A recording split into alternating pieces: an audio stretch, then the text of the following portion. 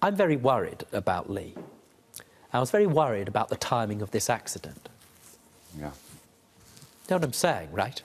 Yeah. Lee, you love playing rugby, right? I do. And as far as I can gather from everything that you've written and from what I can ascertain, I might not be interested in bounce and cuddle or kick and kiss or whatever it's called, but for you, this is your life. In every sense, it's everything you physically and emotionally invested in.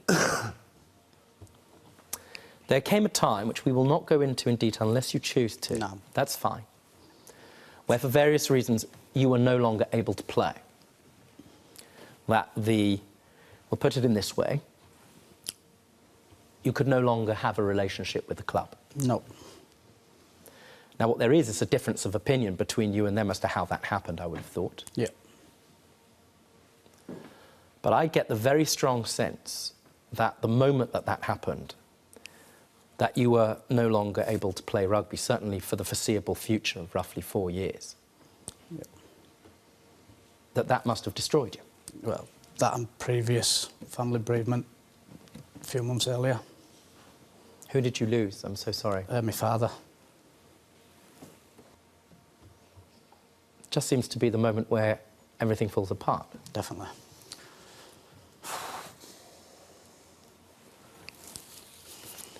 What has it done to you to not play rugby? It's destroyed my life. I'm half the person I was back then. I'm nowhere near the man I was before I lost my father. And then I had an accident at work as well in August, and hence the reason why there's no money being paid, and I can barely get up to go to work now. You know your friend is in substantial distress here. Oh, yeah, I know that. It doesn't change anything though, does it? Well, legally it may not. But what I do have is a case here where you may have an enforceable agreement. What you also have is a friend in real, I don't care about the money. You can always make more money, you can't make more time. Do you understand? Well, they should have thought about that, shouldn't they? Because all it takes is a phone call or a text message or something, you know, when you've been friends with somebody that long, that's all it takes. But to hear nothing from him and just cut me off like I was somebody who was studying, then clearly there's a line that's drawn. And I think you put that perfectly eloquently. So often cases get to court for that very reason. Lee, you've accepted you owe this debt.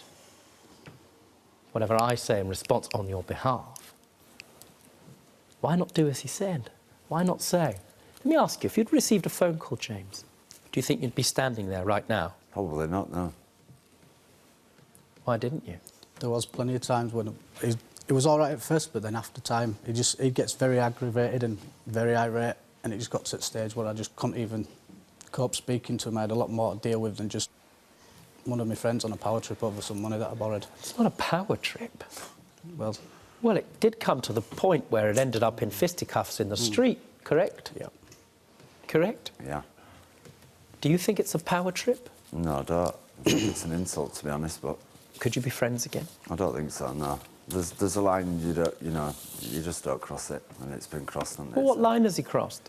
Well, he's just taken advantage. He's not been in touch, he's not paid me, he's not said anything, he's avoided contact with me, and now obviously it's come to this. James, Lee, the two of you were good friends. It is a terrible idea to lend friends money, especially substantial sums. And one should never do it unless you've got something in writing. Happily, in your case, James, you, as far as I can see, at the last minute, decided to put your agreement with Lee in writing. I'm satisfied, therefore, that it's an enforceable agreement.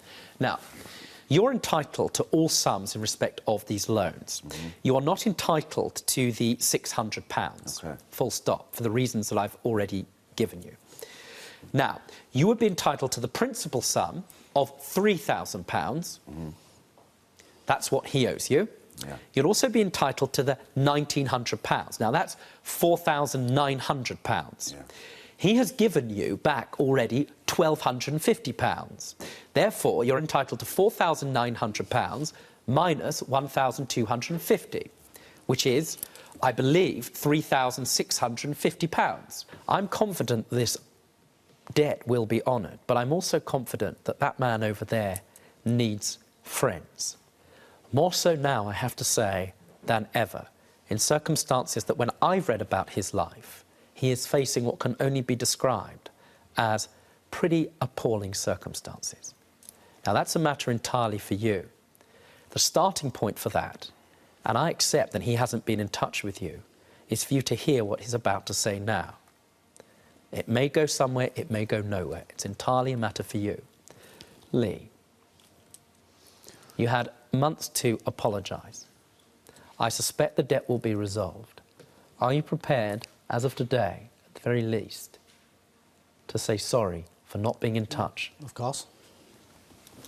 Don't say it to me. I'm sorry that No, say it out loud so it can be heard. James, I'm sorry that it's come to this.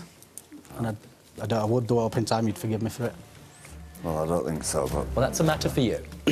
The order of this court is £3,650. Thank you. James was awarded £3,650 of his original claim.